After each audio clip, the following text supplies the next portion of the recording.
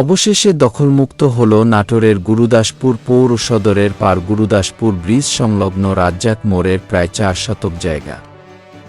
বৃহস্পতিবার দুপুর ২টার দিকে সহকারী কমিশনার ভূমি আসাদুল ইসলাম উপস্থিত থেকে ৩ রাস্তার ওই মোড়ের দুই পাশে অবৈধভাবে দখলকৃত জায়গা উদ্ধার করেন।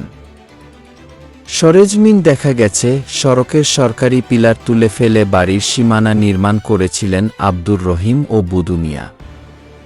ফলে রাস্তাটি সংকুচিত হয়ে যানবাহন ও পথচারীরা প্রতিনিয়ত দুর্ঘটনাদুর্ভোগ পোহাতে হতো। অবশেষে সড়কের মোড়টি প্রশস্তকরণের পাশাপাশি মোড়ের ৪ শতক জায়গা দখলমুক্ত করল প্রশাসন। জানা যায়, অভিযান চালিয়ে দখলকৃত ওই সড়কের পিলার ও বাঁশখুঁটি উচ্ছেদ করা হয়। একই সাথে দুই বাড়ির মালিককে অবৈধ স্থাপনা ও গাছপালা সরিয়ে নিতে ৭ দিনের সময় দেন এসিল্যান্ড। এ সময় সরকারি কর্মকর্তা কর্মচারী, পুলিশ সদস্যরা সহ স্থানীয় লোকজন উপস্থিত ছিলেন।